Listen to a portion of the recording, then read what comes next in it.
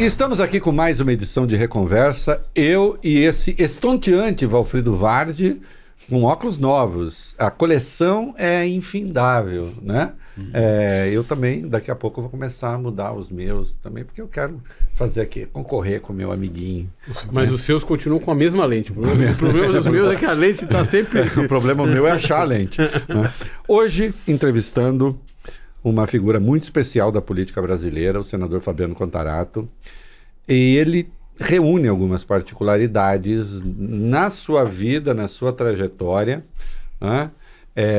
Senador do PT, de esquerda, gay, aí vão dizer, esquerda, gay até orna, né? Porque direita gay é que não orna, até parece, né, senador? Daqui a pouco a gente fala. Sim, mas ele é delegado, aí já não orna tanto, né? Então ele já tem, ornar no verbo do interior é combinar, né? Então aí como é que foi essa trajetória? Hoje tem posições importantes, é um lutador, enfrenta as batalhas, em algumas questões de costumes, por exemplo, aí um pedaço da esquerda fica meio chateado com ele, também chateada também na questão do debate da segurança pública. Enfim, é uma figura singular, né, do Brasil. Nós temos muito prazer em recebê-lo. Obrigado, senador, por ter aceitado o nosso convite. Eu que agradeço, Reinaldo, Alfredo. Para mim é uma alegria estar aqui com vocês. A alegria é nossa. Senador, a gente sempre começa pedindo que a pessoa faça o que a gente chama da Wikipedia pessoal, né? Uma síntese da sua vida. Esse Fabiano que está aqui começou quando? Qual é a sua origem? Eu sei que o senhor tem uma origem humilde, o senhor foi estudar, enfim, mas queria que o senhor fizesse essa síntese e algumas escolhas importantes que o senhor foi fazendo ao longo da sua vida. Na verdade, eu nasci numa cidade pequena no interior do Espírito Santo, chamada Nova Venécia. Eu sou o filho mais novo de 6 filhos, 4 homens e 2 mulheres, eu sou mais novo.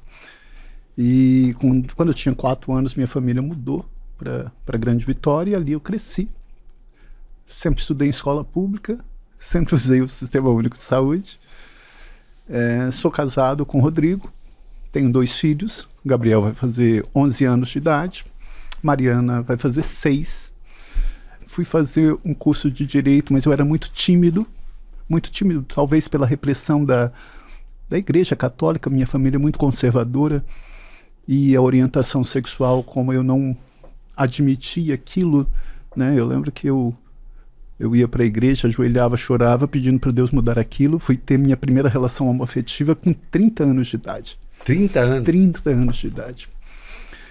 E uma heterossexual, nenhuma antes? Tinha relação heterossexual, sim. Mas eu me sentia assim, que eu não estava... É como se eu estivesse usando uma máscara, né? Que não era o senhor? Tem um samba que tem uma frase que eu amo, que ele fala assim: deixa a máscara cair, que eu quero ver você sorrindo, ponha fé no seu olhar, que amanhã será bem-vindo.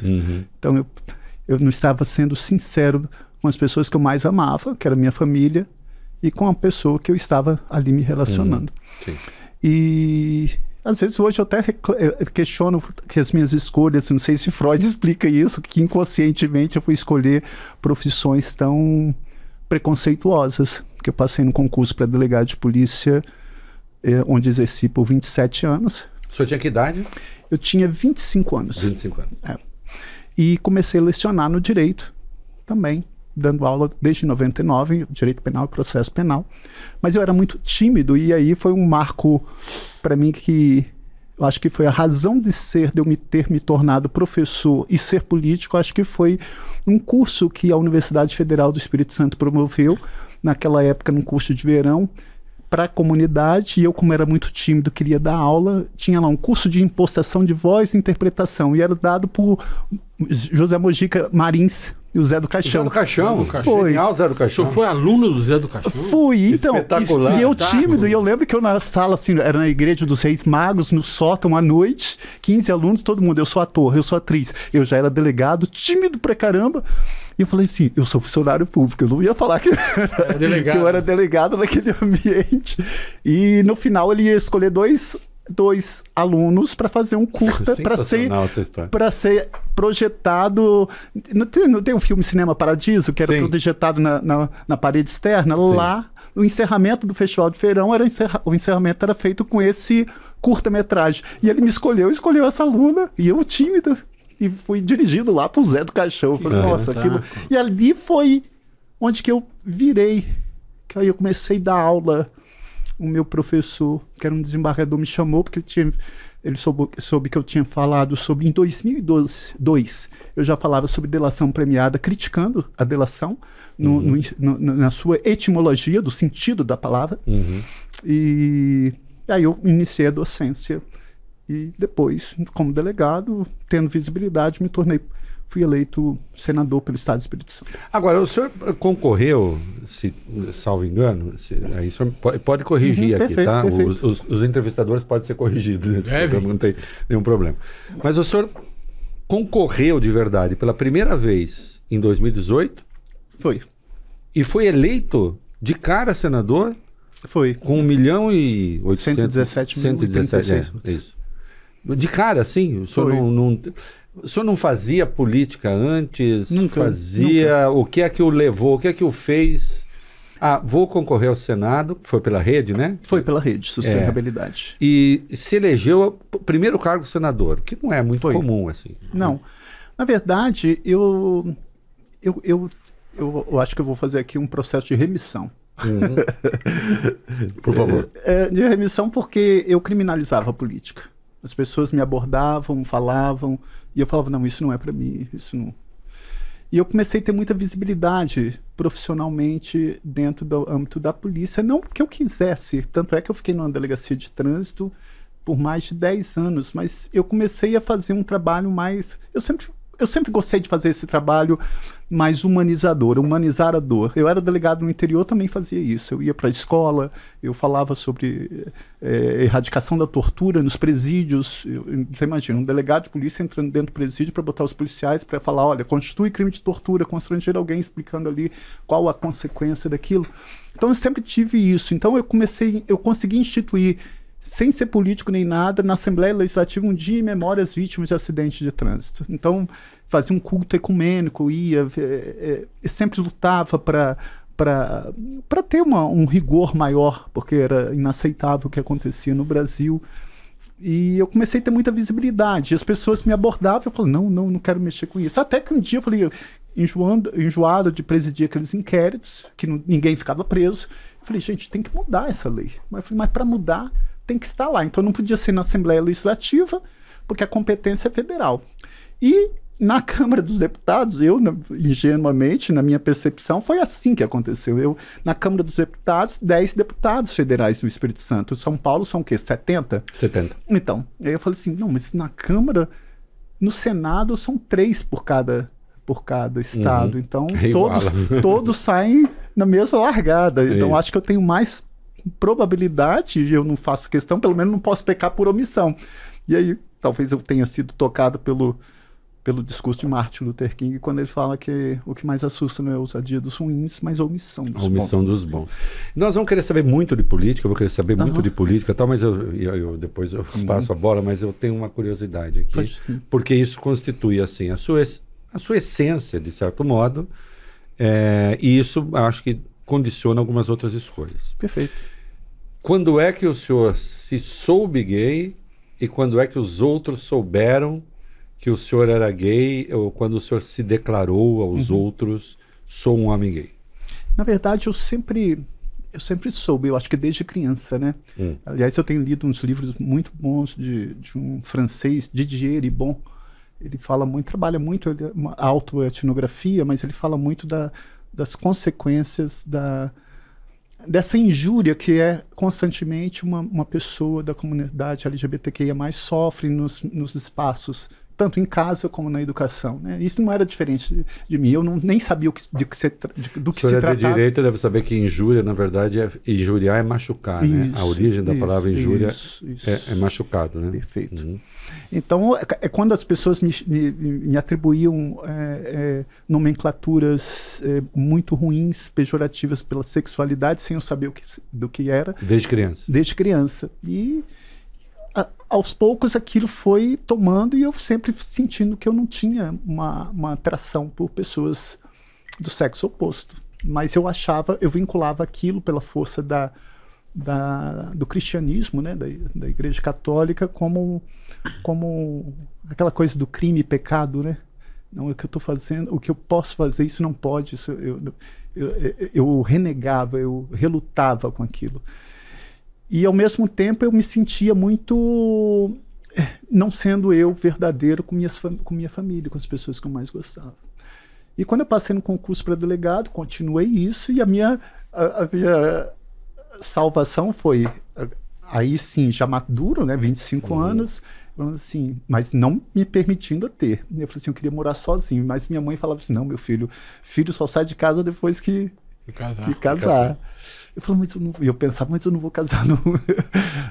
Até que ela passou mal, porque eu falei que eu ia sair, como sempre fazia, né? Minha mãe, eu era muito ligado à minha mãe. E fui morar só, já era delegado, já tinha começado a lecionar, e apenas com 30 anos eu me permiti a me declarar e assumir um relacionamento homoafetivo.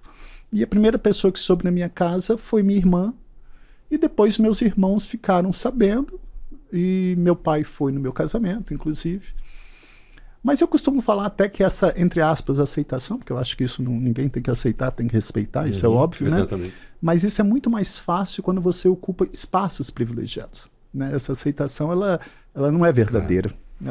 Eu sou um homem branco, eu tenho cis, eu tinha autonomia financeira, eu tinha posição social, eu era professor universitário, era professor, hoje é senador. Eu era a pessoa que mantinha a família, né? Então essa aceitação ela é muito mais. Agora, quando você vem, por exemplo, um homem trans, ou uma mulher trans, ou uma travesti, ou qualquer pessoa, ou um LGBT que não tenha oportunidade de estudo ou de trabalho, e que são expulsos de casa, ou negro, ela se sobrepõe. Então essa aceitação ela é muito mascarada. Claro.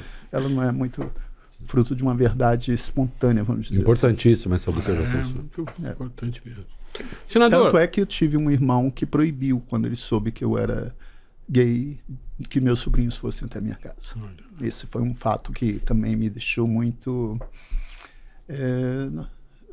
porque quando você tem a sua orientação sexual, ela é muito... Você fica muito vulnerável, né? Você a todo momento quer.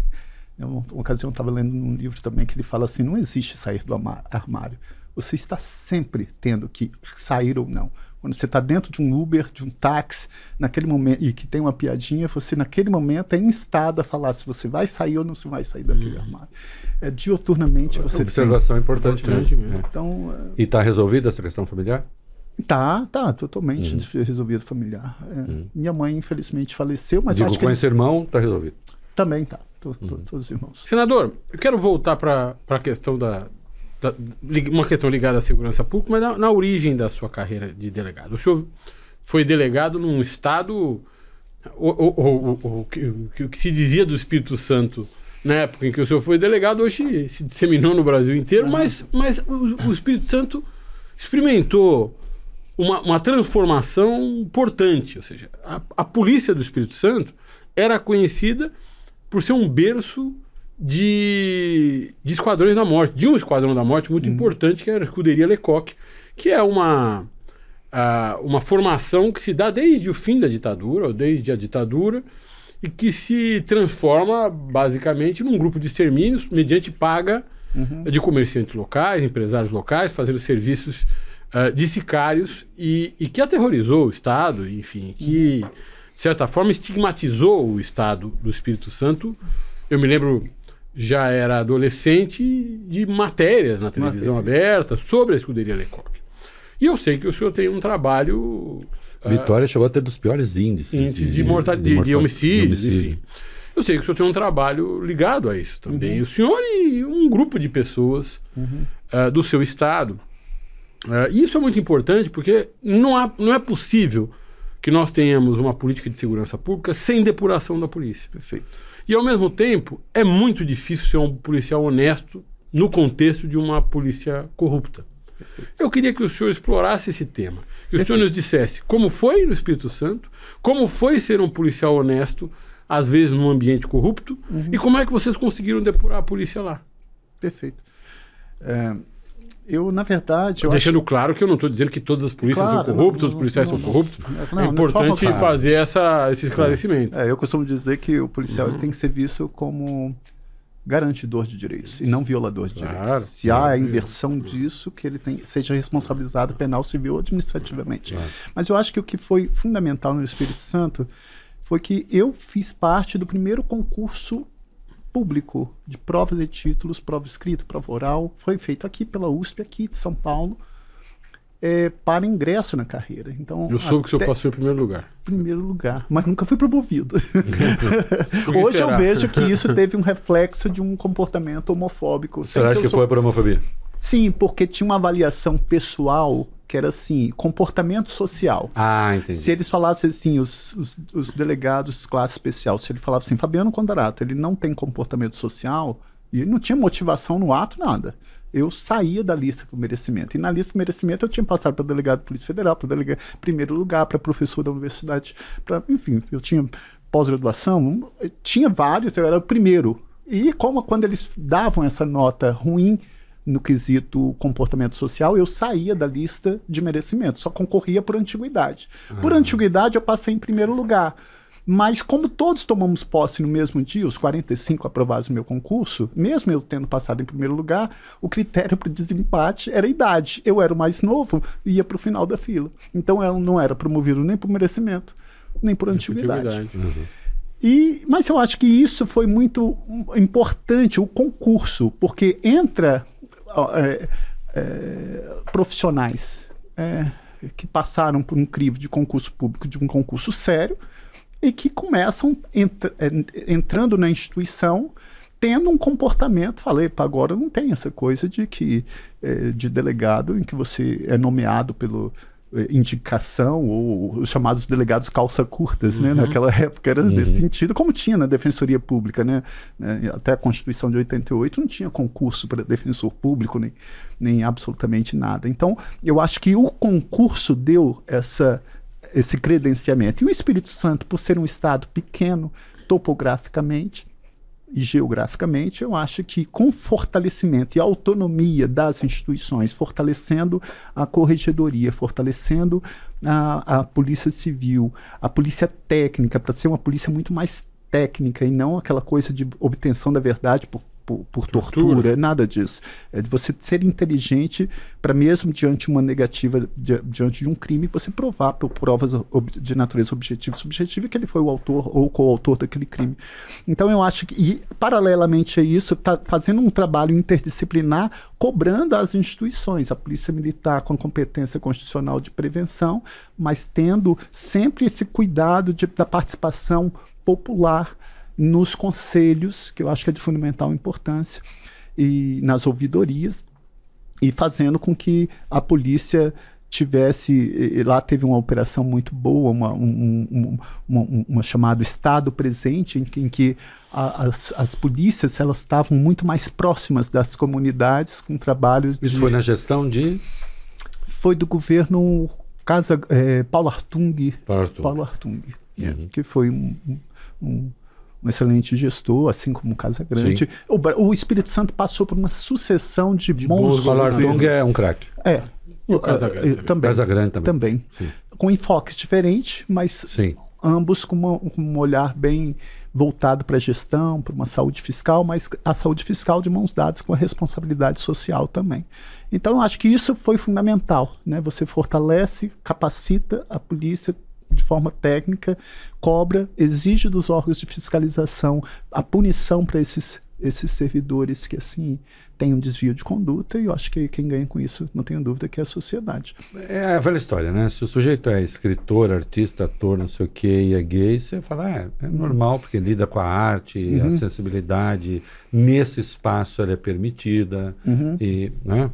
A verdade, a exposição de relevos subjetivos.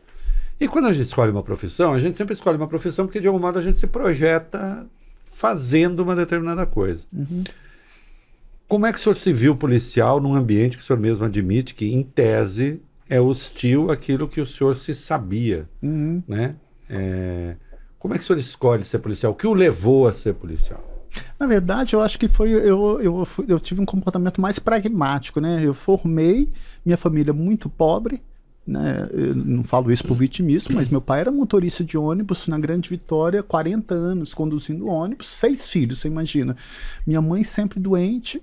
E além dos 6 filhos, uma tia nossa morava com a gente, que era irmã da minha mãe, que era igual como irmã da gente. Uhum.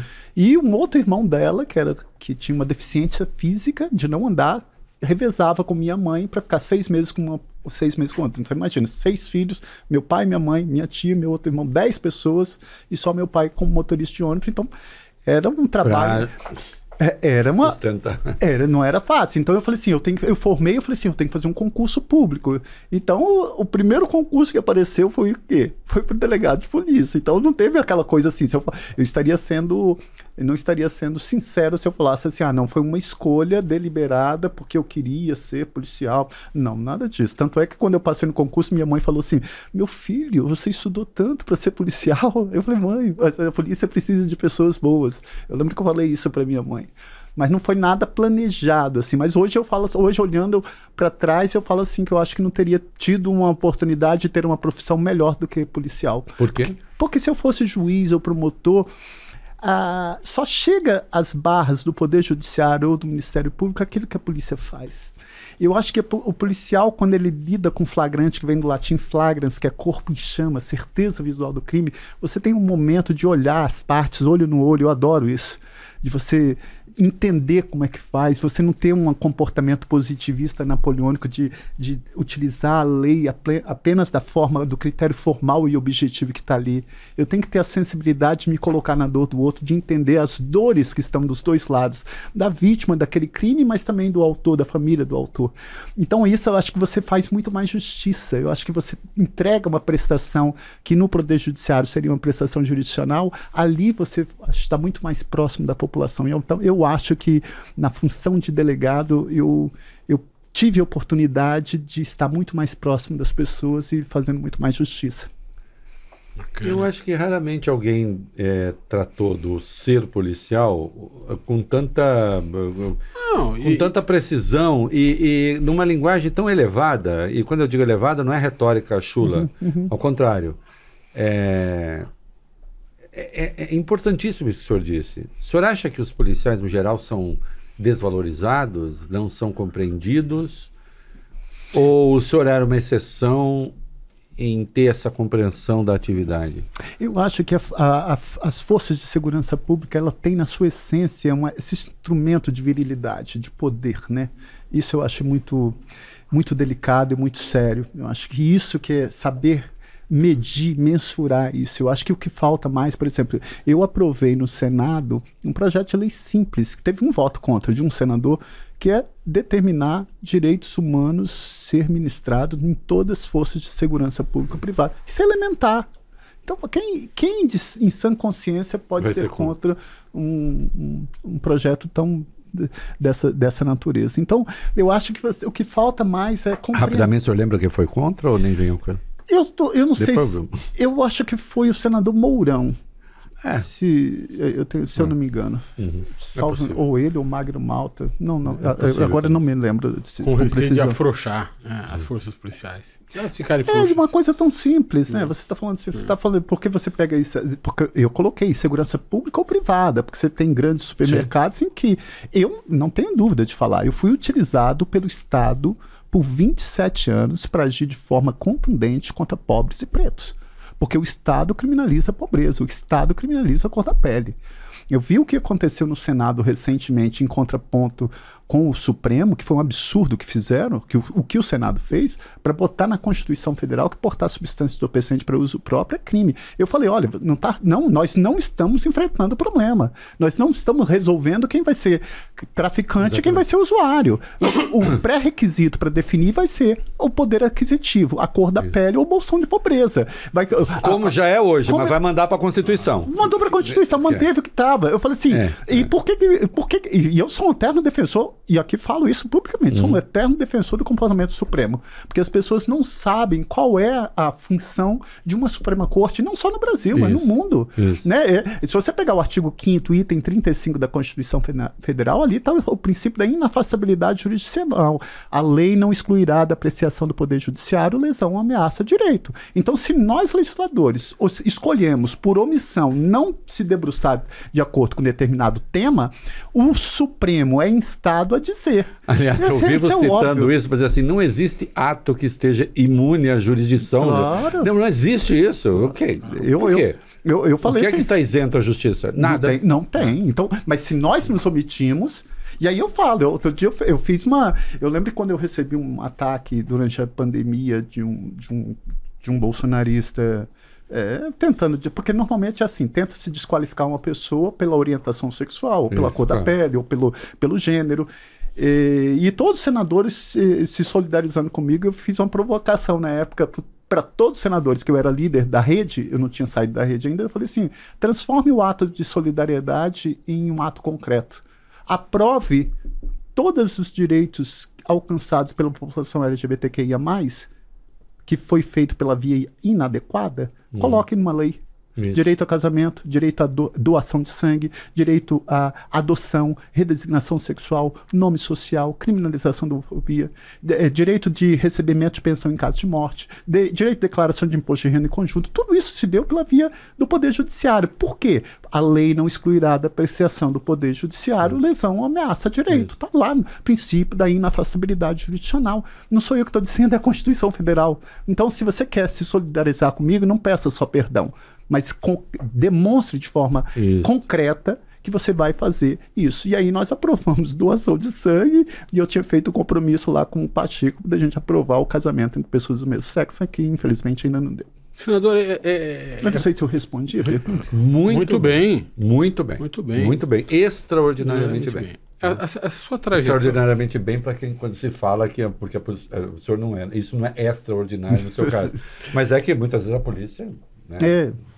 É uma trajetória fascinante a sua. O senhor está contando...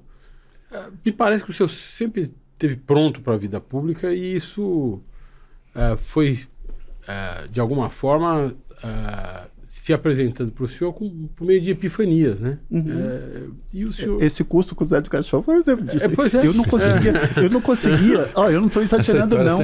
Eu não conseguia falar.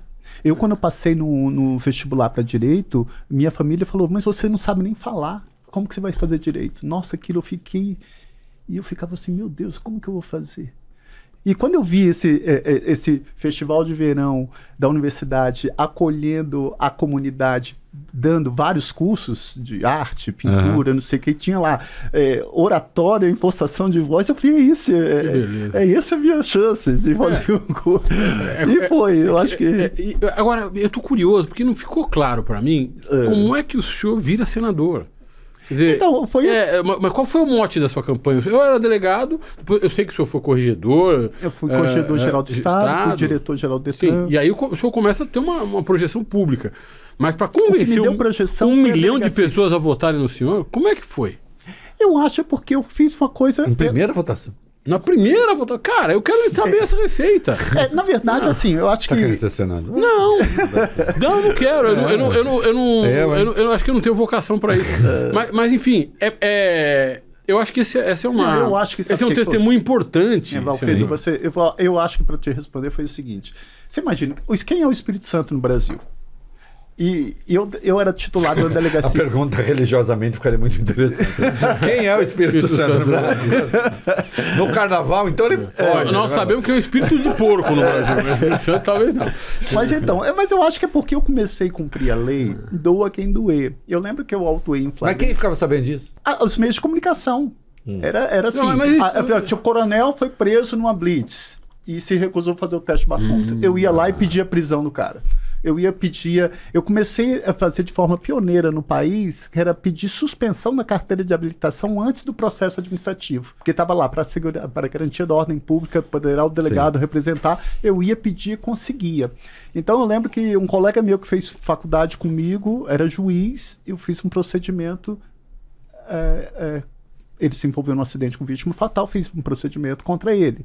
Ele respondeu no Tribunal de Justiça. Então, delegado do meu concurso, a mesma coisa. Coronéis, a mesma coisa. Então, acho que a população começou a ver o seguinte, olha, a lei está funcionando, porque aquela insatisfação que a gente tem quando eu falo assim que 70% ou 80% da população carcerária hoje do Brasil é de pretos e pardos, quando eu falo da criminalização da pobreza, isso está na ponta, a população percebe isso. Ela fala, por que o filho do rico não fica preso?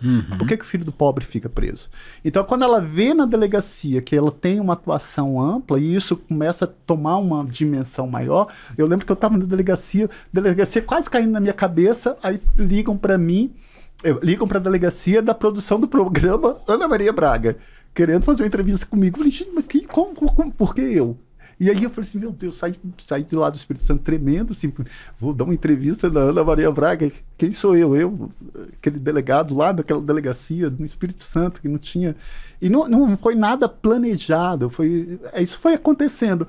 E eu também sempre fui professor também, em diversas instituições. Eu acho que também os alunos sentiam isso, porque eu fazia sempre um trabalho de reflexão, eu acho, com os alunos, né? Não de fazer do direito um instrumento para segregar. Não fazer do direito penal aquele direito penal jogado na rua, que atende só para uma camada economicamente menos favorecida. Então, eu sempre problematizava isso nas universidades, seja pública ou privada.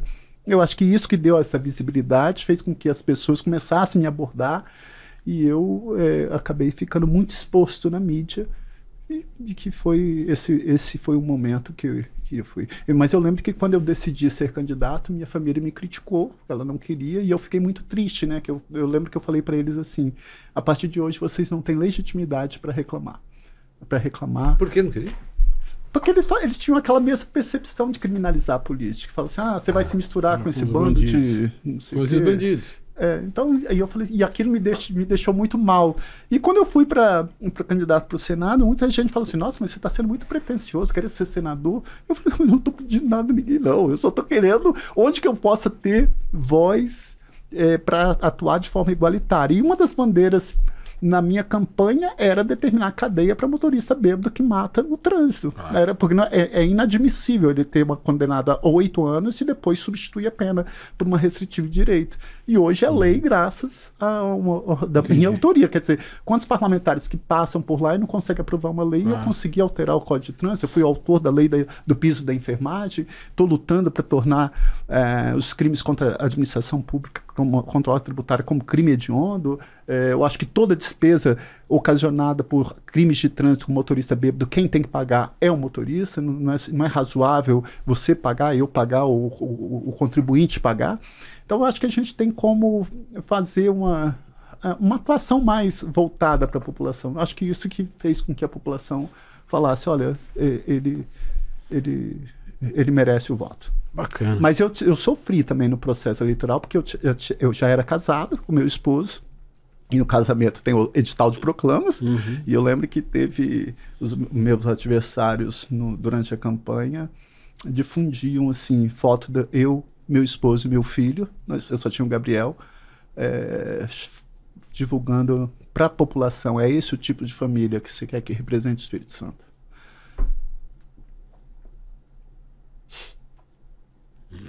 Eu confesso que me perdoe. Não, tem todo direito. Isso é muito duro. Essa coisa que a política faz com a vida das pessoas. Porque... ultrapassa todos os limites. E que remetia também a tudo que você enfrentou quando criança, claro. Quando jovem. Eu falo assim, pô, você tem que lutar por sua existência. Depois eu tive no processo de adoção do meu filho, o promotor foi contra. Você imagina isso? O promotor botou na promoção que ele alegando que filho tem que ter pai e mãe, jamais 2 pais. Aí a juíza foi contra, determinou. Eu já tinha acabado de ser eleito senador. Bom é criança na rua, né? Bom é criança pedindo esmola no farol. Sendo morta. Sendo abusada sexualmente nas ruas do país. Comendo lixo. Aí a juíza foi contra, falou que ele estava ultrapassado e determinou a dupla paternidade. Você imagina, o Gabriel chamando eu e o Rodrigo de papai, e eu, toda vez que eu tinha que ir para... Rodrigo tinha que ir com o Gabriel para Brasília, eu tinha que autorizar, porque a guarda era unilateral, era só para mim. Aí a juíza foi contra, mas ele foi tão ruim que ele apelou da sentença. Então, enquanto não transitava em julgado, eu não tinha direito à certidão de nascimento com o nome dos dois pais. E aí eu esperei transitar em julgado, representei o promotor, ele recebeu 5 dias de suspensão no Conselho Nacional do Ministério Público, que já foi uma vitória, porque não é fácil você obter um tipo de condenação. E eu também esperei transitar em julgado e entrei com uma ação indenizatória por dano moral contra o Estado do Espírito Santo pelo comportamento homofóbico do Ministério Público, e o Estado do Espírito Santo foi condenado a me indenizar. Parabéns. E eu fiz isso tudo e botei imprimi num livro a história de vida do nosso filho Gabriel, para que meus filhos saibam o quanto que a gente luta para que a gente tenha uma sociedade... engraçado, né, que isso está no artigo 3º, inciso 4 da Constituição Federal, um dos fundamentos da República Federativa do Brasil é promover o bem-estar de todos e abolir toda e qualquer forma de discriminação. Então, para que eles saibam que efetivamente qual foi o processo de luta para que a gente pudesse tê-los como nossos filhos, que são a razão da nossa vida. Senador, o senhor ao falar passa a impressão de ser um homem rigoroso, sob o ponto de vista da aplicação da lei, do cumprimento da lei. A ideia de garantismo, né, ela é mal interpretada à direita e à esquerda. Né? A direita vai dizer que o garantismo é uma espécie de frouxidão, de laxismo, eu tive a oportunidade de debater com alguns dos ícones da Operação Lava Jato sobre esse assunto. De vale tudo. Não, o senhor é um garantista, como se fosse um xingamento. Por outro lado, parte da esquerda acha que, de fato, o garantismo tem de ser um laissez-faire. Né? O senhor é um homem de esquerda que reconhece a importância do cumprimento da lei e da aplicação da lei. Isso não lhe garante, para usar de novo a palavra garantia, antipatia de gente dentro da esquerda? Eu acho que a igreja, a esquerda peca. O ato falho. Acho que a igreja já me beneficiou muito. A igreja da esquerda. Mas eu acho que a esquerda ela peca quando ela não fala de segurança pública. Ela tem que falar de segurança pública, mas tem que falar com responsabilidade. Eu sou autor de um projeto de lei que aumenta o período de internação para adolescente em conflito com a lei se ele praticar ato infracional com violência ou grave ameaça ou equiparado a hediondo. Não é razoável você pegar um rapaz de 17 anos que, como no Espírito Santo, entrou numa escola, metralha, mata 7 pessoas e pode ficar, no máximo, até 3 anos. Não é razoável. Não é razoável, também já escrevi isso e já levei porrada por isso. Não, mas isso, imagine eu. Eu, quando, por exemplo, a saída temporária, eu fui chamado no Palácio do Planalto. Eu virei e falei, com todo respeito, eu falei assim, olha, o presidente ele tem que saber quais são as derrotas que ele quer enfrentar. Esse projeto foi aprovado com 79 votos de 81 senadores e com quase 513 deputados. Se ele vetar, vai derrubar o veto. E aí eu fui, com todo respeito, não estou querendo me vangloriar aqui não, mas eu fui didático. Eu falei assim, vamos supor um homicídio doloso por disparo de arma de fogo. Artigo 121, matar alguém, a pena é de 6 a 20. A tendência do direito penal moderno é condenar no mínimo, mas vamos supor que esse rapaz foi condenado a 9 anos de reclusão. Com 1/6 de cumprimento da pena, ele já sai para regime aberto. A cada 3 dias trabalhado, ele ganha de remissão de pena pelo trabalho. Com 1/3, livramento condicional de forma definitiva. No final do ano, indulto e comutação de pena. Essa pessoa não vai ficar 1 ano e 8 meses preso por ter violado o principal bem jurídico, que é a vida. Como que você explica isso para aquela mãe que perdeu aquele filho por disparo de arma de fogo? Inexplicável. Não tem como. Então, por que nós não vamos debater segurança pública? Eu acho que a esquerda erra. Por que, né, e o senhor continua, por que dá a extrema-direita, Claro. que junto com isso traz um monte de outras pautas odientas, Foi o que eu- dá a eles Perfeito. a prerrogativa de Esse fazer o martelo debate. óbvio para dar na cabeça da Exatamente esquerda. isso, para dar na cabeça da Eu esquerda. falei isso na bancada. Eu falei assim, se nós não pautarmos segurança pública, a direita pauta da pior forma. Claro. Eu te dei o exemplo do que aconteceu na Comissão de Segurança Pública, que foi aprovado castração química sem passar pelo plenário do Senado. Estavam querendo aprovar aumento de pena para o estelionato, que é um crime contra o patrimônio, praticado sem violência ou grave ameaça, que a pena é de 1 a 5, passando para 19, e eu com muito sacrifício consegui reduzir para 12. Aliás, eu li em algum lugar que o Sérgio Moro queria 19 anos. Esse senhor sempre tendo ideias espetaculares. E aumentando pena de furto de cabo de energia. Eu falei assim, mais uma vez o Estado criminalizando a pobreza, né? Sim, claro. Então, mas eu falo assim, a esquerda ela tem que falar em segurança pública, ela tem que falar de forma diferente de direitos humanos, ela tem que pegar como que surgiu direitos humanos. O que vem a ser direitos humanos? Direitos humanos nada mais é do que são direitos naturais. O que são direitos naturais? Direito natural é todo direito que a pessoa tem, independente da raça, cor, etnia, religião ou origem. Quando esses direitos naturais eles são positivados no ordenamento jurídico, eles são elegidos à nomenclatura de direitos fundamentais. Isso está na nossa Constituição Federal. Aí o jurista Karol Vazak, inspirado pelos princípios da Revolução Francesa, liberdade, igualdade, fraternidade, ele elencou uma geração de direitos humanos, de primeira geração, segunda, terceira geração, e há quem fale uma quarta geração de direitos humanos. Então, olha, por que nós não falamos que direitos humanos também é para atender as famílias dos policiais que são mortos em confronto, em disparo de arma de fogo? Por que a gente não fala que direitos humanos também é para atender os crimes contra a violência doméstica e familiar, crimes contra a dignidade sexual, como, por exemplo, de pedofilia? Mas por que nós ficamos com o rótulo de defender direitos humanos apenas com as pessoas que estão cerceadas em sua liberdade de ir e vir? Que também é direitos humanos, mas não só isso. Então, é esse direitos humanos de forma mais ampla, macro, que eu acho que a gente falta dialogar mais com a população, falar mais de direitos humanos, falar mais em combate à corrupção, falar mais em segurança pública. Conversar mais com segmentos evangélicos, eu acho que isso também é fundamental. E eu acho que o caminho é esse. Se a gente não faz, você fica, vai ser pautado da pior forma possível, como está acontecendo, infelizmente, no Senado Federal. Senador, quem na esquerda ouve o que o senhor está dizendo? Não, a pergunta não é boa, então vamos dizer assim.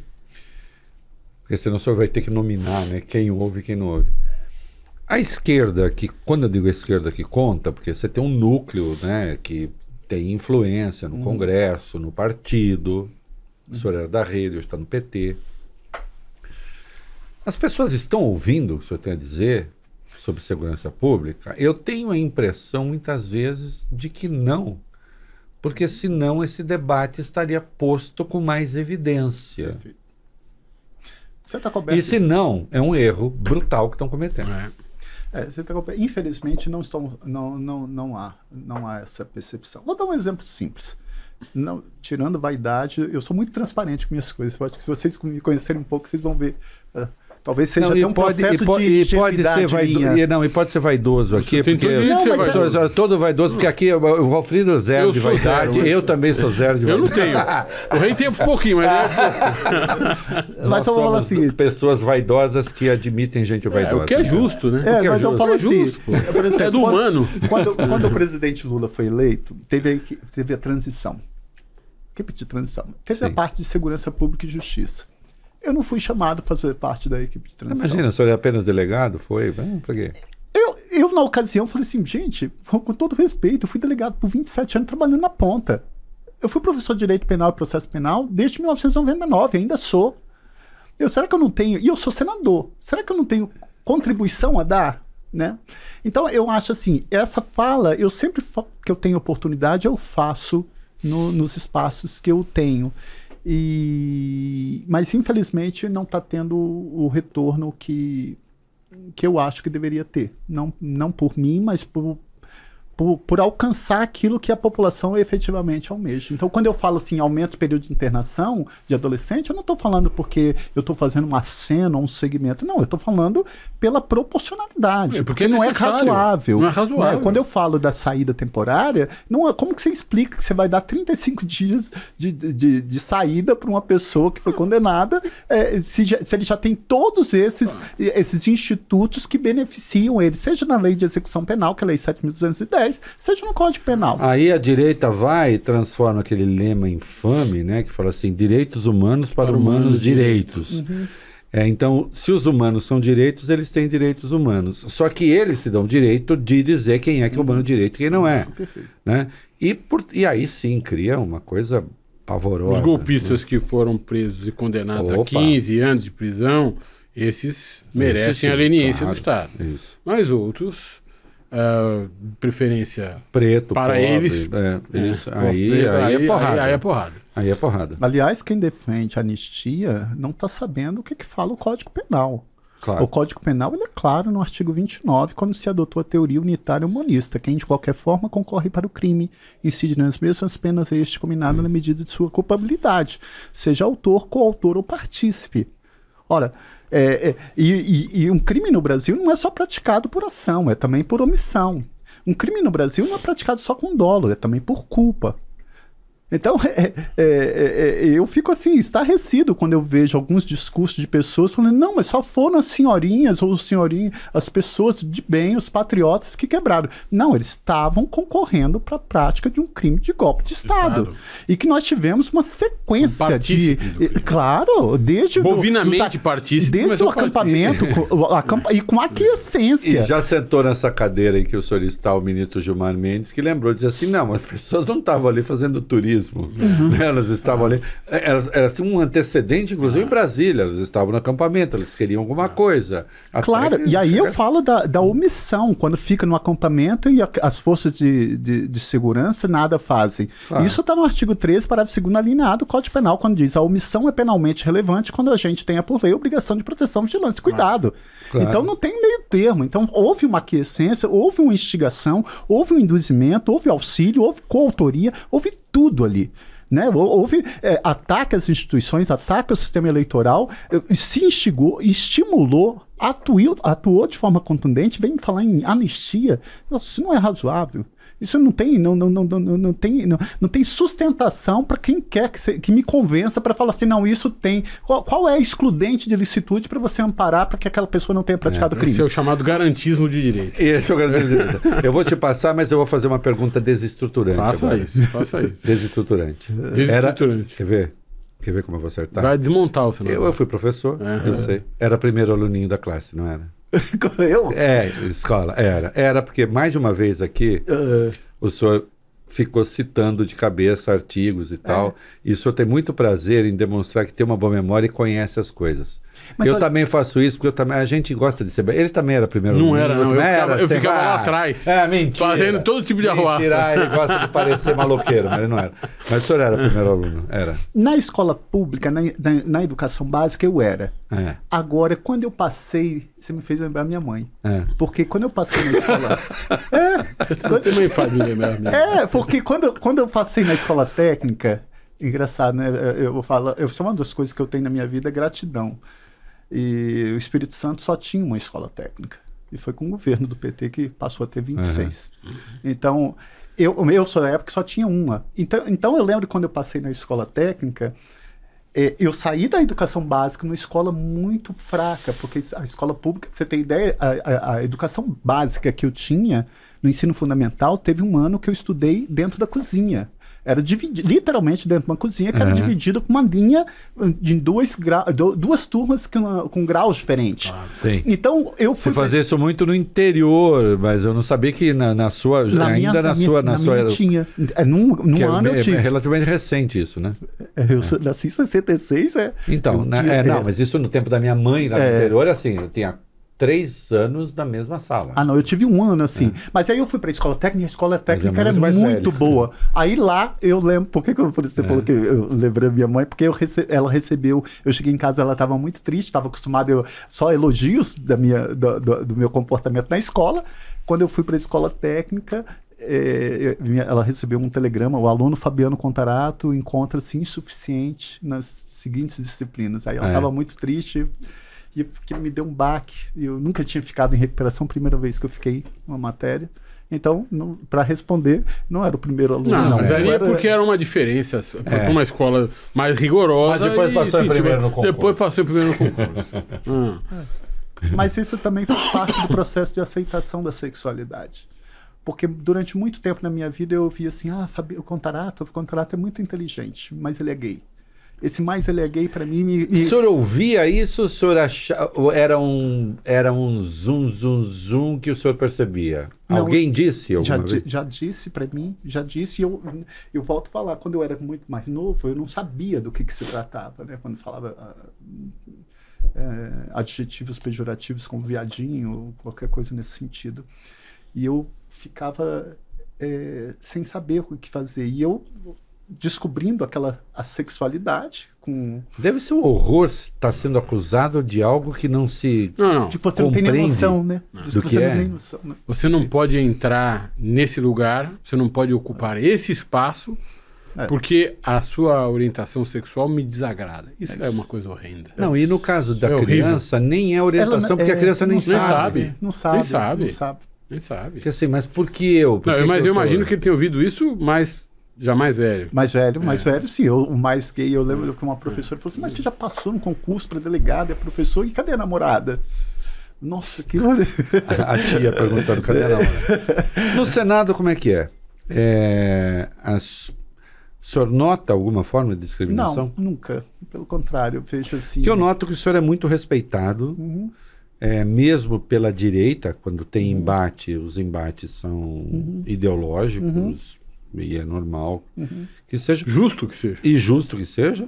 Mas eu não vejo, pelo menos nunca percebi, me chegou nenhum vídeo em que alguém tenha feito qualquer sugestão. Não, de forma porque essa gente é ousada. Eu estou aqui de perto, eu estou vendo o bíceps do senador, cara, não vão brincar com uma muqueta dessa. Treinamento policial. Não, no Senado eu nunca tive isso, graças a Deus.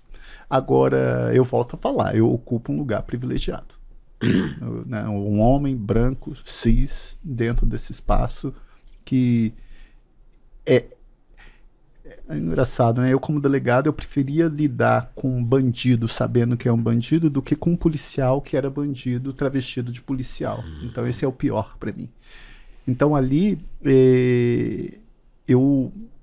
quando eu fiz aquela provocação falando assim, aprovem por uma lei todos os direitos e que todo mundo retrai, é uma forma também de falar não. Claro. Né? Então é um espaço que sistematicamente fecha as portas para a população LGBTQIA+, eu não tenho dúvida disso. Senador, eu vou voltar para a questão da segurança pública, porque ela está muito importante e vai ser cada vez mais, infelizmente. O senhor recebeu no Congresso Nacional a PEC, né? Viu chegar no Congresso a PEC, o projeto de emenda constitucional que o governo fez, que foi elaborado pelo ministro Lewandowski, enviado ao presidente Lula, e que, depois de alguma relutância, o presidente manda ao Congresso. Como é que o senhor vê esse projeto? O que o senhor pode nos dizer de dentro da casa sobre a viabilidade desse projeto num curto prazo, e se o senhor acha de fato que ele pode alterar o jogo? Valfredão, como diria o nosso amigo, fala um pouquinho o projeto, o que ele trata. Basicamente, enfim, é um projeto de autoria do Ministério da Justiça, do ministro Ricardo Lewandowski, que tem, o princípio básico é entender que as organizações criminosas não são um fenômeno local, não são um fenômeno estadual ou municipal, mas sim um fenômeno nacional. Essas organizações operam no país inteiro e do país para outros países. E que, portanto, a se permanecer a distribuição, a prevalecer a distribuição constitucional das competências para investigar e coibir esses crimes, nós não vamos conseguir, por meio dessa desarticulação das polícias dos estados, não vamos conseguir coibir o crime organizado. Ou seja, o estado de São Paulo, o estado de Goiás, o estado do Espírito Santo, Mato Grosso, Amazonas, sem uma concertação entre esses estados todos, por meio de uma autoridade nacional, né, com competência nacional, nós não vamos conseguir. Obviamente, a PEC vai e começa-se uma série de negociações, o ministro Lewandowski conversou com os governadores, ouviu os governadores, atendeu pedidos, enfim, de certa forma... Tem resistência. Há resistências e vai se desconfigurando aquele projeto inicial. Né? Muita gente preocupada com o fato da Polícia Federal ganhar muita musculatura, né? Os políticos se lembram da Polícia Federal batendo a sua porta às 5 horas da manhã no período da Lava Jato e de fato, a Polícia Federal foi um instrumento de demonização da política. É importante que a gente reconheça isso. Mas o fato é o seguinte, como é que o senhor vê essa PEC? Como é que o senhor vê que se ela é viável? E se for viável, se sair do Congresso aprovado, ou algo parecido aprovado, vai ajudar a mudar a vida das pessoas? As pessoas vão ter mais segurança? A pesquisa que o IRI fez, junto com o IPESP, mostrou no ano passado que 41% das pessoas no interior se sentiam inseguras e 38% nas cidades. E que a segurança pública era o segundo motivo de maior preocupação dos brasileiros e brasileiras. Hoje já é o primeiro motivo. O governo do presidente Lula e o Congresso Nacional serão capazes de alguma forma, dar algum alento ao povo, sob o ponto de vista do seu problema maior, que é hoje a segurança pública? Eu acho assim que todo projeto que envolve segurança pública ele tem que ser debatido. Eu acho que tem que ser. O que falta, eu acho que no governo é uma articulação maior de diálogo com o parlamento. Né? Eu acho assim, uma crítica que eu faço aqui, se eu tiver, onde eu tiver oportunidade, assim eu farei no sentido de ser construtivo, né? Eu acho que faltam mais os ministros percorrerem mais o Senado Federal, a Câmara dos Deputados. Tem coisas que você tem que ir olho no olho e falar, olha, é de fundamental importância a gente debater esse assunto, vamos debater. Não é simplesmente jogar ou lançar isso sem fazer essa articulação política. Esse, né? Corpo a corpo. Eu acho isso de fundamental importância. Não perca o fio, mas só diga sim ou não. O senhor acha que faltou essa conversa? Faltou essa conversa. Tá, eu acho que faltou essa conversa. Vou dar um exemplo. Eu vi pelos meios de comunicação, posso até depois confirmar isso, de decretos do Ministério da Justiça limitando a utilização de arma de fogo dentro dos presídios. Cara, isso vai na contramão do que a população almeja. Como que isso comunica para a população? Você está comunicando o quê? Que você está, entre aspas, desarmando o policial que está ali num sistema prisional. E o que você está fazendo para coibir efetivamente crime organizado que está aí matando pessoas, que está tráfico de entorpecente, que a gente tem que agir de forma contundente. Então eu acho que o que falta é esse diálogo mais permanente, mais próximo. Não adianta, porque essa modificação ela vai envolver muitos interesses. É óbvio que os governadores eles vão ficar com receio da autonomia das polícias estaduais, porque você tem uma competência constitucional prevista no artigo 144. O senhor está me dizendo, não perca o fio, mas o senhor está me dizendo que eu criei no rádio uma vinhetinha que chama Pirulitos para a Extrema-Direita, né? E tem até uma musiquinha do Carequinha, Pirulitos para a Extrema-Direita. Eu não quero chupar esse pirulitinho. Então, você lança coisas que são pirulitinhos para a Extrema-Direita se diverte. Uhum. O senhor está me dizendo que tem muito pirulitinho sendo dado para a extrema-direita, assim, meio de graça. Tá? Toma aqui, toma a pauta. A pauta aqui está pronta. Demos a pauta para vocês. Perfeito. Eu acredito que sim. Porque se você pega no artigo 144 da Constituição Federal, ela fala lá, a segurança pública é direito de todos, mas é dever do Estado. E aí ela vem elencar ali as funções das polícias. Então, quando você põe lá, Polícia Civil responsável pela apuração de infração penal e respectiva autoria, e que você altera essa competência para que a Polícia Federal possa avocar essa competência na apuração, isso vai envolver interesses institucionais, seja das polícias militar, ou polícia federal, ou polícia civil e atuação dos governos. Então, por isso que eu acho que quando você tem um tema sensível que é a segurança pública, que envolve governos, que envolve instituições de segurança pública, sem você fazer esse debate muito mais próximo com o parlamento, eu não sei qual é o terreno que você vai encontrar. São 9 senadores do PT? Quantos são? 10. 10 senadores do PT. Com o Randolph, eu acho que hoje são 10. 10. Que aqui esteve. Que aqui esteve. O senhor foi chamado em algum momento antes da apresentação? Não, nenhum momento. Aí é ruim, né? Nenhum momento. Muito ruim. Eu me lembro a época da aprovação da reforma tributária, que o ministro Haddad foi ao Congresso e fez um trabalho de corpo a corpo. Perfeito. Me lembro, não de ver em loco, mas de ver pela TV, pela TV aberta, todo mundo falando que o Haddad foi para o Congresso e conversou com todos os senadores, deputados, um por um, explicou, tirou dúvidas, se manifestou em comissões e aí por diante. Né? E isso não está acontecendo na PEC. Não, que eu saiba, pelo menos eu não tenha participado, eu não tenho visto isso, não. Eu acho que a gente tem, por exemplo, você tem a Comissão de Segurança Pública do Senado, que ela está permeada por parlamentares, por senadores de direita e extrema-direita. Então, o que vai ver por aí? O que vai ser aprovado por aí? Os exemplos eu já dei aqui, né? Aumento de pena de estelionato, furto de cabo de energia, extração compulsória de material genético e assim sucessivamente.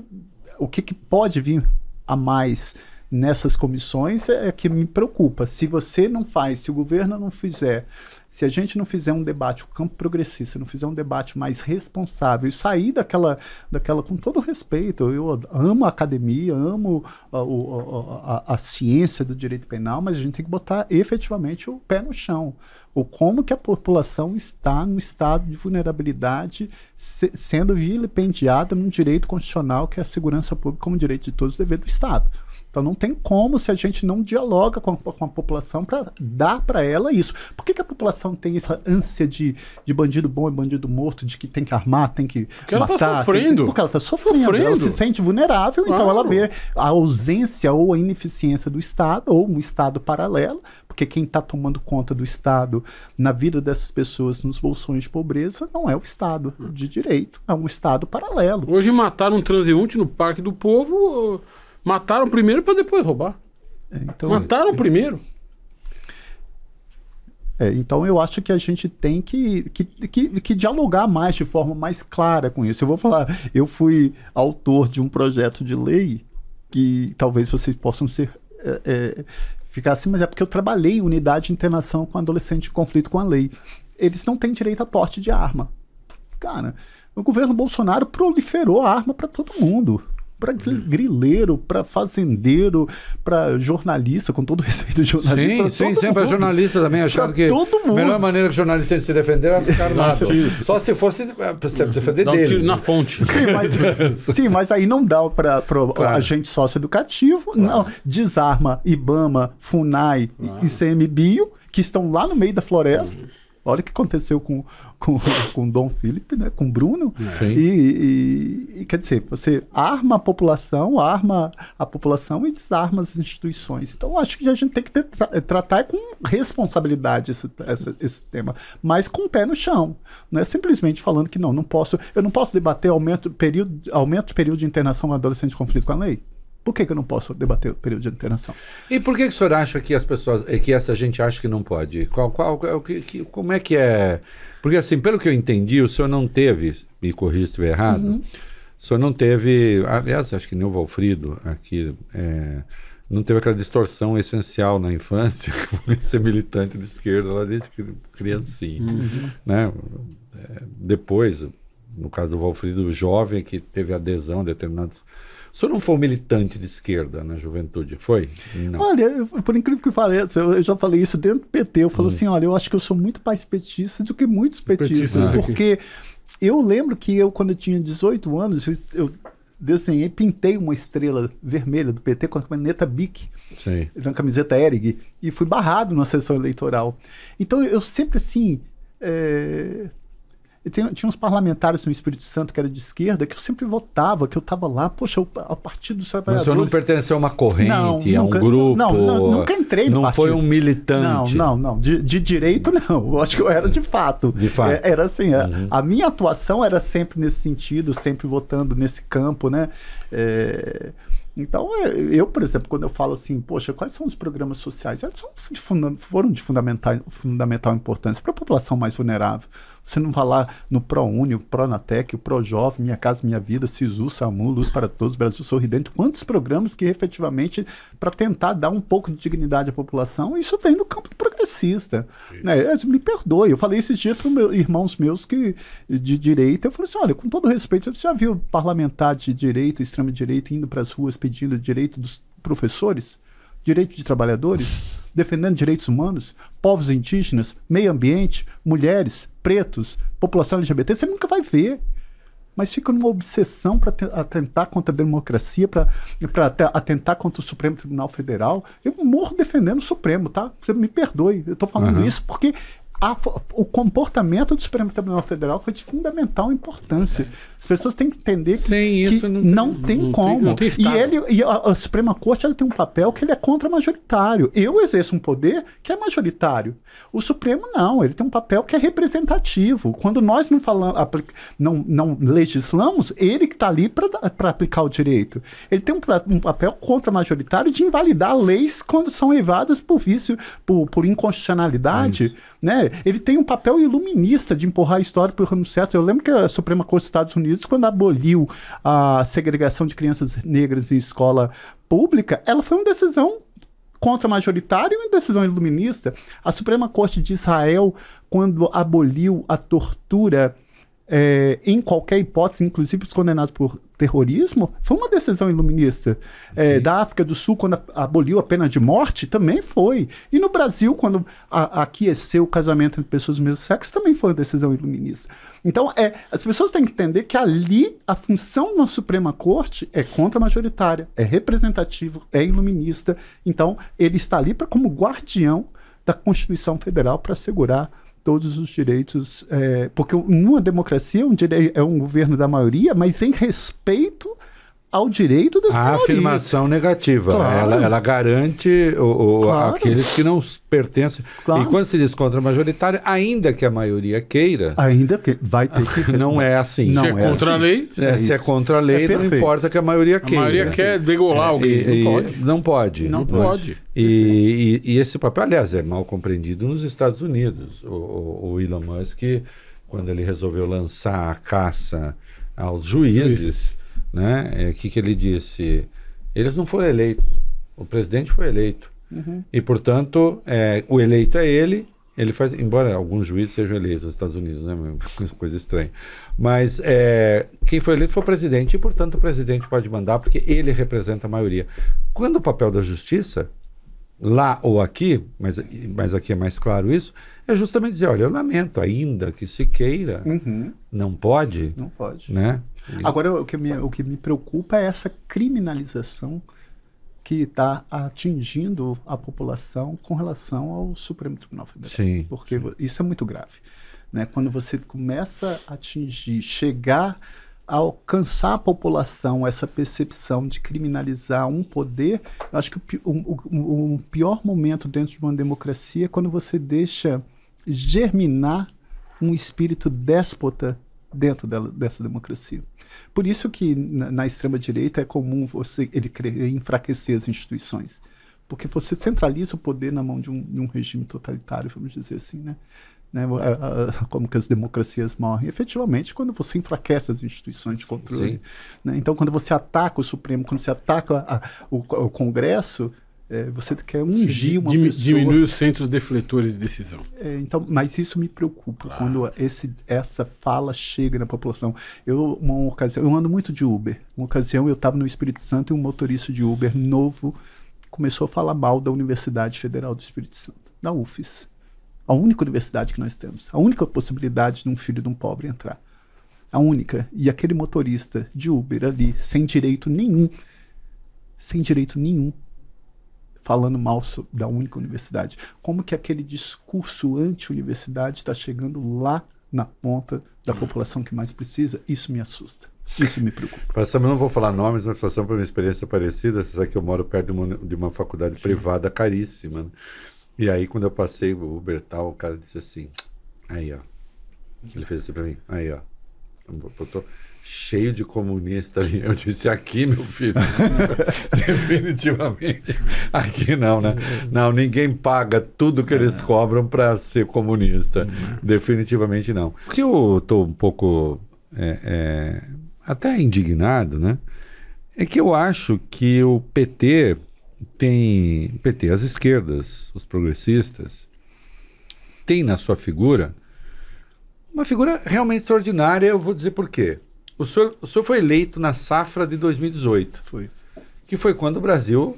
No bolsonarismo foi quando houve a virada de chave ali, muita coisa. Depois reiterada em 2022. Mas ali, né, um homem gay se elege numa jornada em que o Congresso foi para a extrema-direita, né? Alguma coisa o senhor acertou no discurso ali, que o senhor conseguiu enfrentar essa voragem que levou tudo para a extrema-direita, né? Aí o senhor vai para o Senado, o senhor é respeitado, o senhor leva adiante a pauta, o senhor trata das questões de segurança pública. E eu estou querendo saber por que é que a esquerda não está querendo ouvir. Eu também estou, né? Eu acho... Mas o senhor deve ter alguma hipótese. Eu não sei, eu não consigo entender isso, porque eu já falei inúmeras vezes, eu era líder do PT no Senado. Tipo assim, a homofobia não é isso, eu descarto, eu não acho que seja isso. Não, eu acho que é o tema em si, tipo assim... Não queremos falar de segurança pública.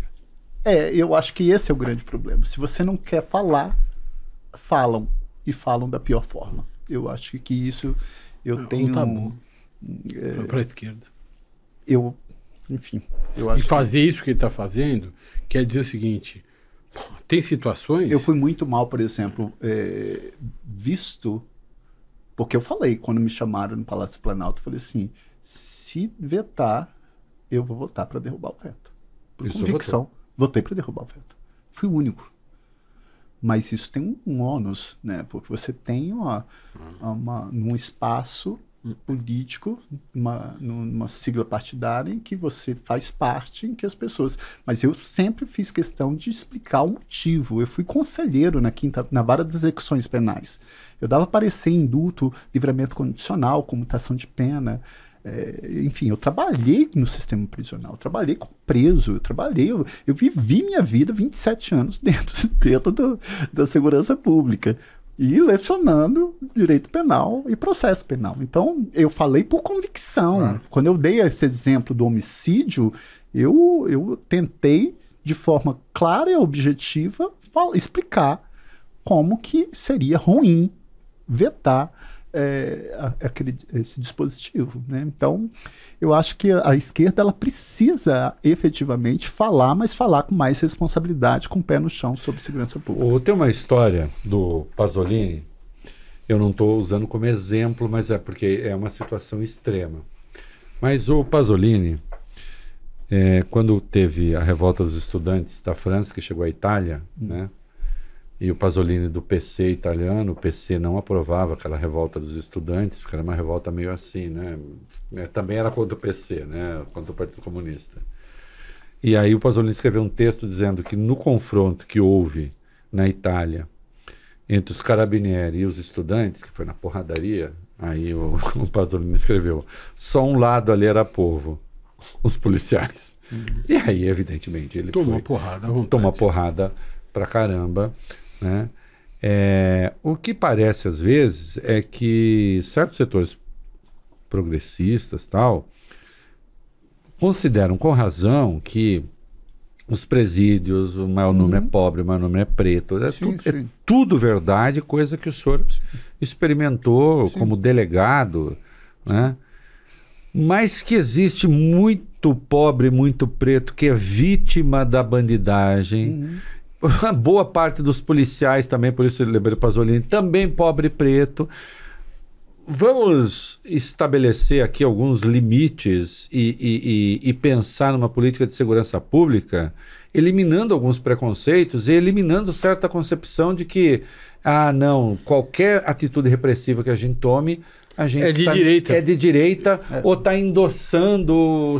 agente penitenciário sem arma. Assim, não faz sentido isso, porque aí sim, e acho que o senhor experimenta isso com mais clareza, sabe com mais clareza, você entrega uma pauta para a direita. Perfeito. Ela não precisa nem fazer nada, ela só precisa gravar um vídeo. De graça. Basta um daqueles irresponsáveis, me venho em mente, basta gravar um videozinho. Um irresponsável, mas que se comunica bem para se comunica, claro. E botar nas redes. E acabou, e pronto. E as pessoas vão dizer, é isso mesmo. Né? Porque o cara, assim, na periferia, ele vai sair para comprar pão, ele tem medo. Ele não pode usar um celular, ele não sei o quê. Vamos para porradaria? Não, vamos discutir isso com responsabilidade. Eu concordo plenamente. Eu acho que uma coisa é você não perder de vista é essa análise de que o crime é um fenômeno social e que todos nós temos interesse na redução desse fenômeno. Mas que crime não se combate apenas aumentando pena. Você tem que investir em saneamento básico, iluminação pública, escola pública de qualidade, gerar emprego e renda. São vários fatores de forma interdisciplinar. Mas isso não elide que, já que o Estado avocou para si a persecutio crimes para evitar a justiça privada, que ele aplique a lei de acordo com a proporcionalidade e a gravidade dos atos praticados. Eu não posso falar assim, em nome de um Estado que criminaliza a pobreza e com desigualdade social, eu vou deixar de penalizar um adolescente que praticou um estupro com resultado morte ou uma extorsão mediante sequestro do artigo 159, que a pena é de quase 40 anos, ele vai pegar 3 anos de internação e que no máximo... que pode pegar 1, 2 ou 3 no máximo.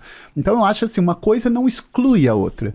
Você tem que trabalhar com medidas, com políticas públicas para reduzir desigualdade, para dar condição, para gerar emprego e renda, para ter educação pública de qualidade, saúde pública de qualidade, para diminuir a criminalidade, mas quem violar qualquer norma do ordenamento jurídico tem que ser responsabilizado na medida do rigor ou da proporcionalidade daquela conduta. Eu não posso falar assim, não, em nome disso eu vou fazer vistas grossas e eu não vou legislar nessa pauta, porque essa pauta é de direito. Não, essa pauta é segurança pública. E é preciso ter claro que não fazê-lo é atuar no território do inimigo, a favor do território do inimigo.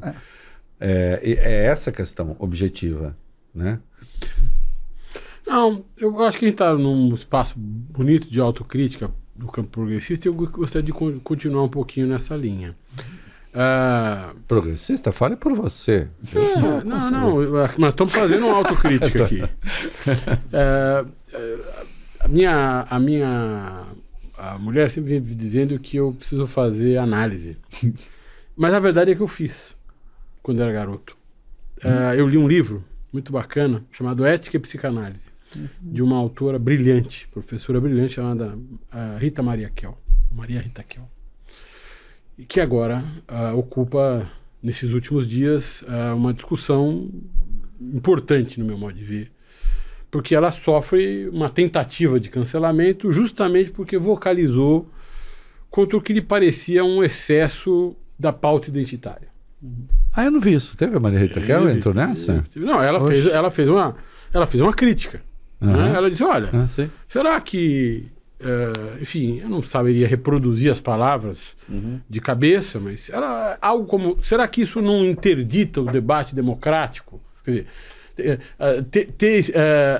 reflexões que nós não podemos fazer sobre a raça, ou sobre orientação sexual, ou sobre direitos das mulheres, enfim, né? Porque essa pessoa não pode falar sobre isso porque ela não tem lugar de fala, coisas desse tipo. Será que isso não interdita o debate democrático? Disse algo assim a professora.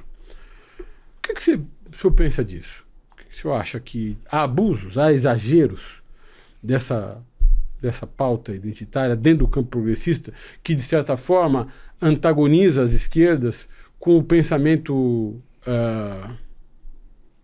mais comum?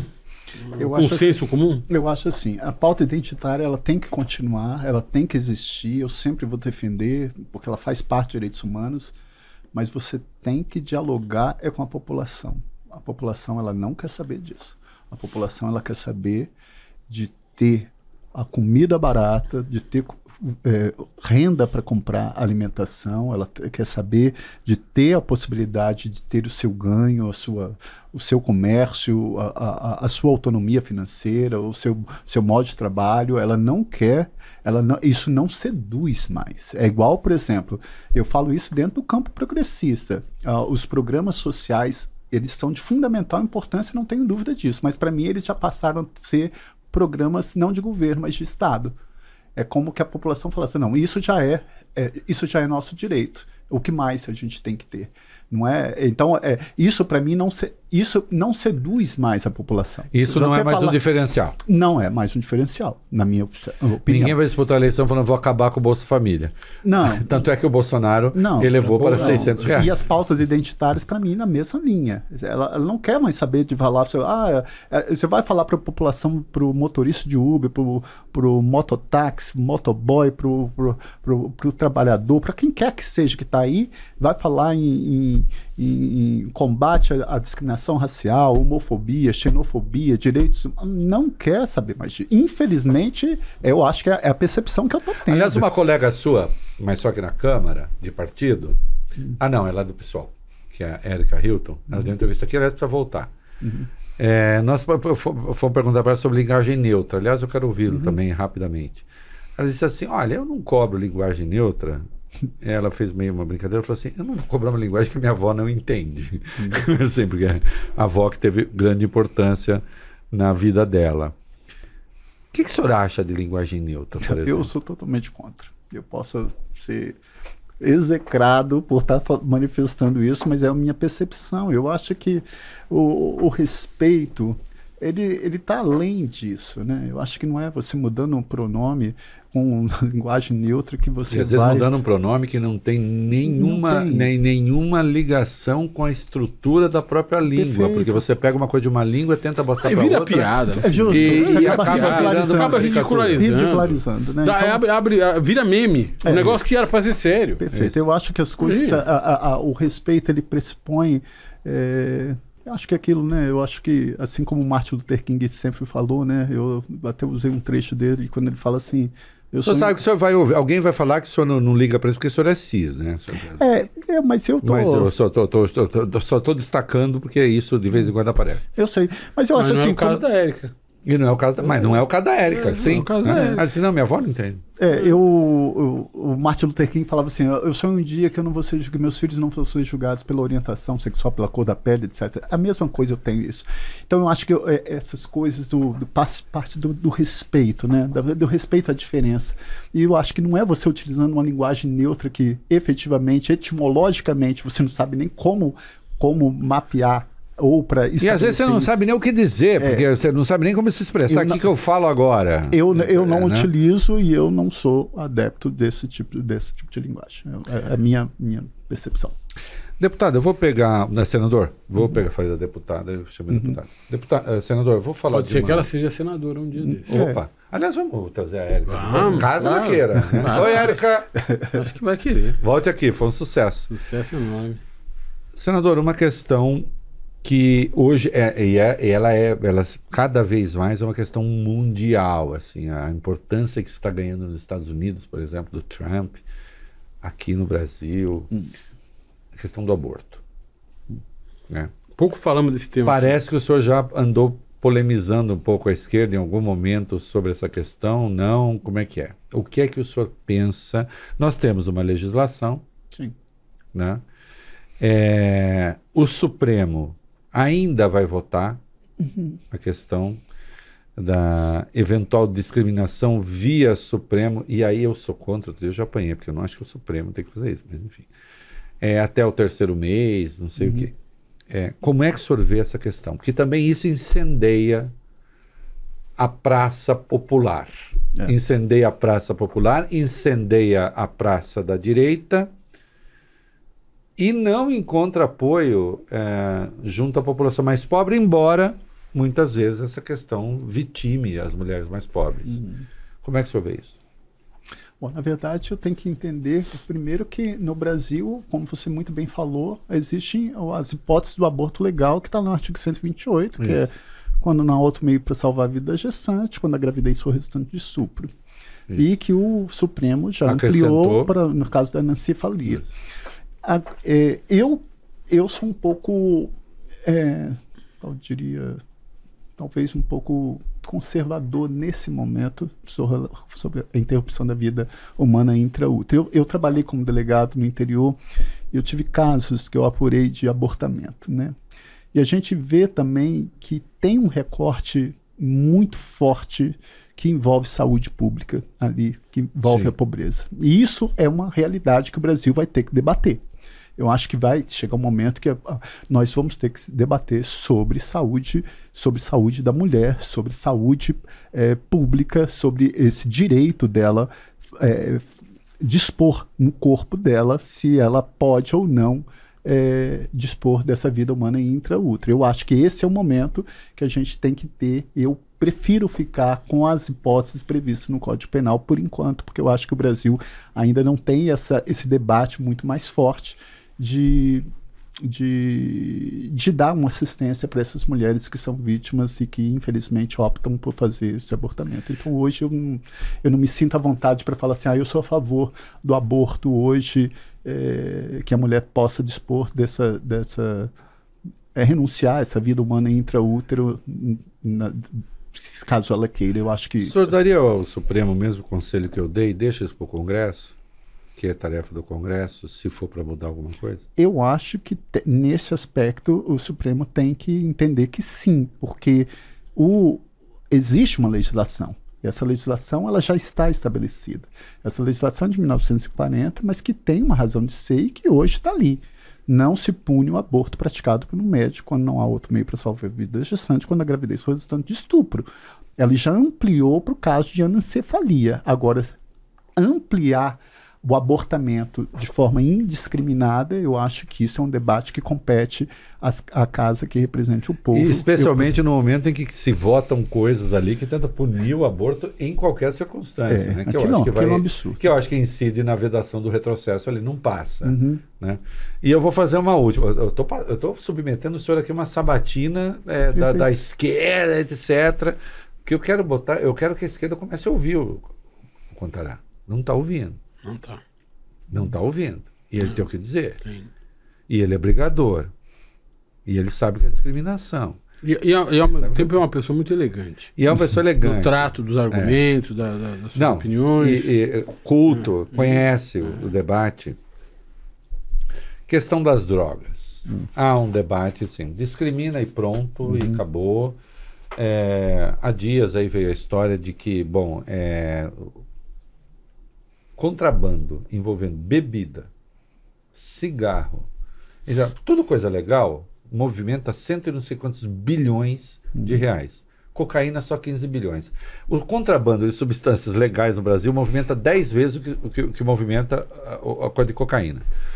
Né? Portanto, a discriminação da droga em si pode não causar, do ponto de vista econômico, não ter grande impacto. Mas a população tem uma percepção a respeito disso. E às vezes eu acho que a esquerda faz um debate que é alheio àquilo que as pessoas sentem. Né? O senhor tem essa sensação, não? Olha, eu vejo o seguinte, já teve esse debate lá no Congresso quando colocaram na PEC, na Constituição Federal, que portar substância entorpecente para uso próprio é crime. Quando eu fiz uma fala falando, olha, isso não resolveu o problema. Não resolve. Porque você não está definindo com critérios nem objetivos nem subjetivos quem é traficante e quem é usuário. Já houve com a lei de entorpecente essa despenalização, né? A pessoa hoje no Brasil ela já não fica presa. A Constituição na verdade é um retrocesso. A Constituição não.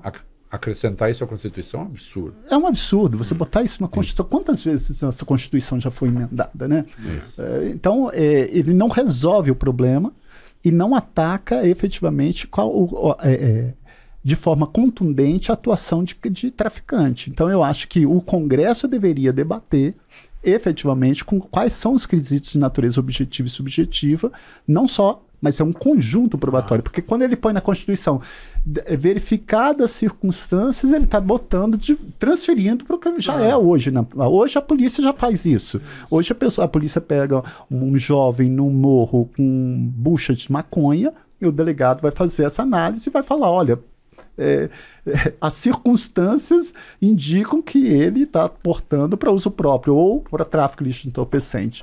Então, isso volta a ficar num caráter muito subjetivo e que volta aquilo que nós já falamos sobre a criminalização da pobreza. Então, você vai falar, agir de forma contundente, se for aqui num bairro nobre aqui de São Paulo, é para uso próprio. Se for em bolsão de pobreza, é tráfico de entorpecente. Mas o senhor acha oportuno debater a discriminação ou o senhor acha que isso é uma coisa que... Eu acho que do jeito que está, é o suficiente. Ele já trata de forma despenalizadora já deu essa resposta, já funcionou, a pessoa não é presa, o nome não vai para o rol dos culpados, então já tem uma solução. O que a gente tem que fazer é ter um rigor maior, eu acho que tem que ter um rigor maior, é uma punição para o traficante. Eu acho que o traficante, para mim, tem que ter um tratamento muito mais severo. O Valfridão, como o nosso amigo comum te chama, que baita conversa Muito essa. legal. E eu espero que Muito bacana. eu espero que os progressistas ouçam mais o Contarato. Eu tenho uma última questão, é bem pessoal, doméstica até, depois eu te passo a bola. Na minha casa, minha mulher está aqui, né, o estereótipo da mãe fui sempre eu, né? Eu sou o laxista, eu sou aquele que cede, eu sou aquele que fala assim, nunca mais vai fazer, depois eu já estou permitindo. Não fosse ela segurar a onda, eu seria um péssimo educador, porque eu proíbo, depois eu deixo. Eu não aguento uma carinha triste, eu faço tudo errado. Ainda bem que eu tenho a minha mulher para falar, não é assim. Me chamava e ele dava dura, hein? Para de deseducar suas filhas. Primeiro você proíbe, depois o primeiro chorinho você deixa. Educando suas filhas com o seu marido. Eu sou mole. Você é o mole. Eu sou mole. Você é o senhor é que deseduca? Eu sou o que deseduca. Estraga. Estou falando na minha conversa aqui. O né? Rodrigo, ele é mais rigoroso, acho que mais... Ele fala mais não. Eu não. Sei. Eu acho que eu cedo mais. Né? Eu acho que eu cedo mais. A Mariana, toda vez que eu estou em casa, eu faço questão de buscar. Seus filhos têm que idade? Mariana, dia 26 de fevereiro agora, ela faz 6. 6. E o Gabriel, dia 10 de julho, faz 11. Sei. Mas sempre que eu tô lá, por exemplo, antes de vir para cá, eu fiz chamada de vídeo com eles. Eu estou lá no Espírito Santo, eu vou lá buscar a Mariana, ela sai correndo, papai, gruda no meu pescoço e ela faz... Seu marido e as crianças moram no Espírito Santo. Tá. Eu vou na terça e volto na quinta. Entendi. Mas eu acho que eu sou o que mais... Eu acho que eu sou mais o flexível mesmo. Acho não, certeza. Se o Rodrigo me ouvir, ele vai falar, ainda bem que você falou a verdade. Aí é uma delícia.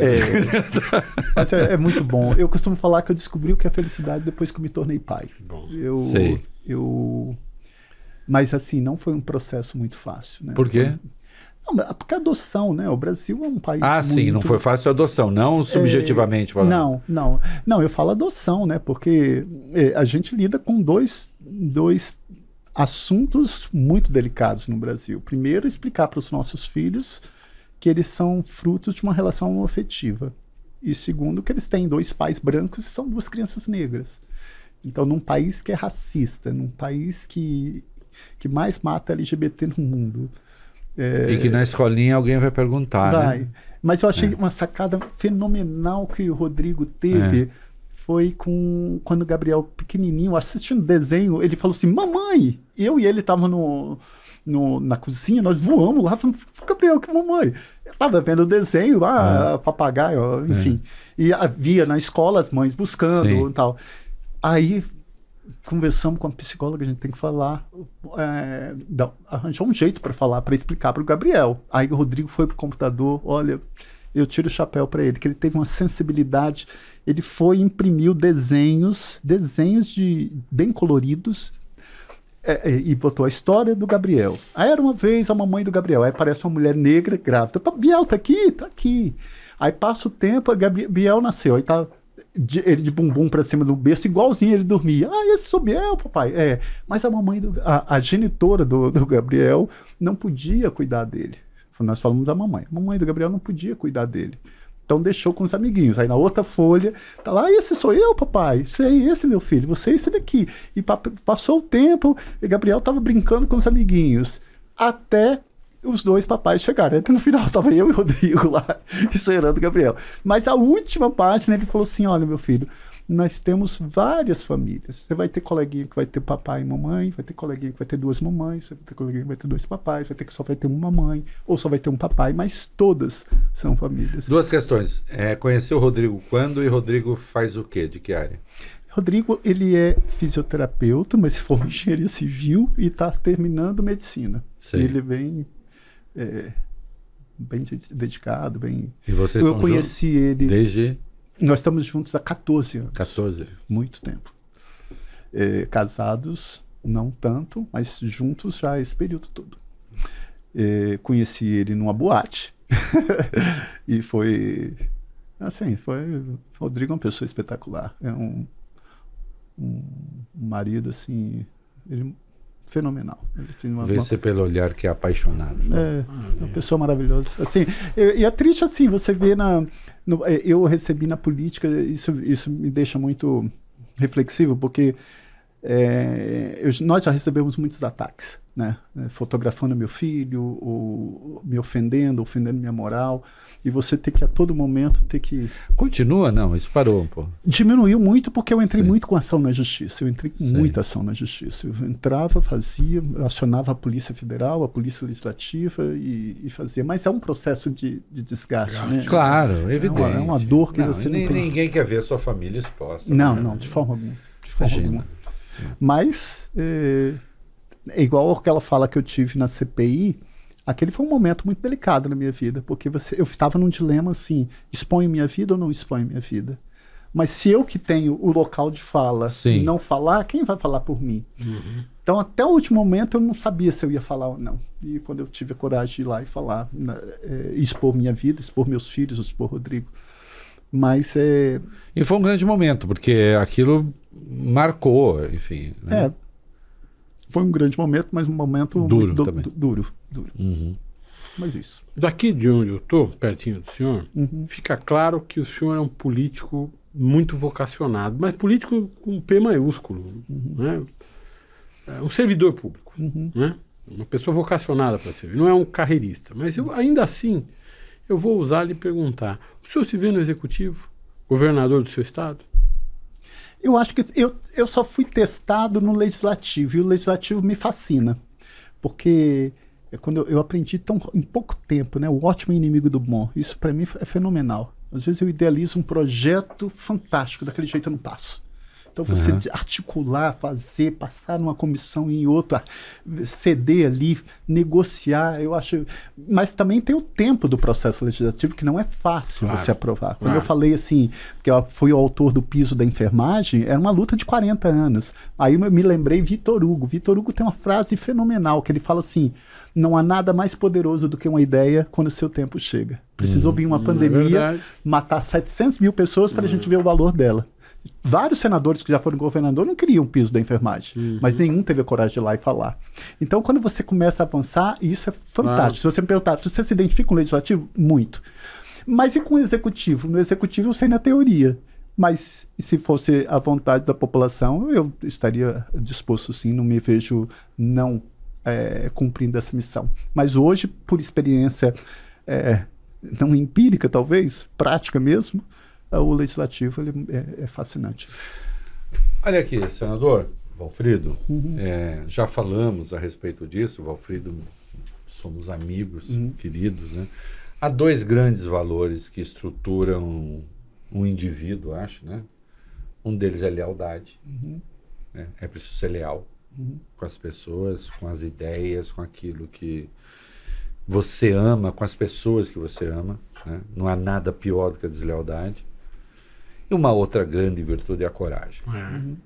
E a coragem é, às vezes, para fazer as coisas que você sabe até que não vão dar certo, que vão custar muito caro, mas que sem ela você não consegue ser você.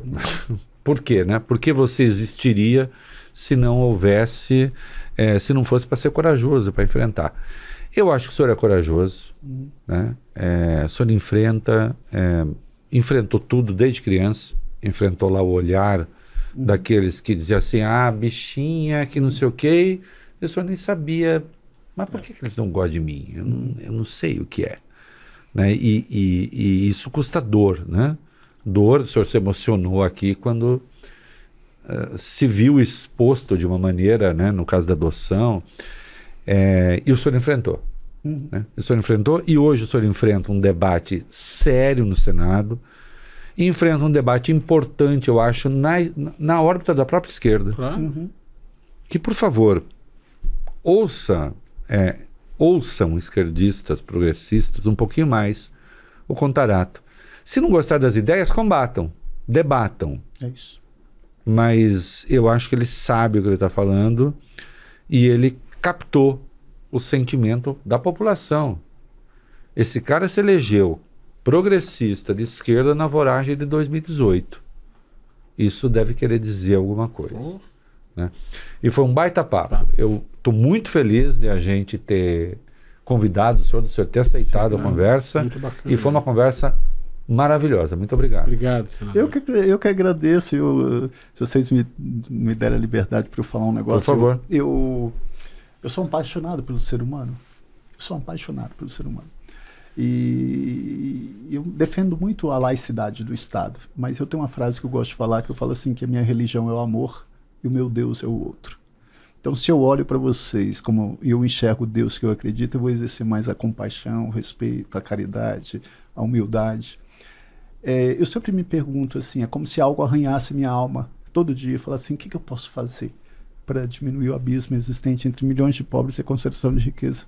Mas isso não é da boca para fora, é você viver isso mesmo, né? Então, quando eu falo assim, eu estou numa casa que ela é permeada por vaidade, dentro do Senado. É uma casa muito de poder, muito de espaço, enfim.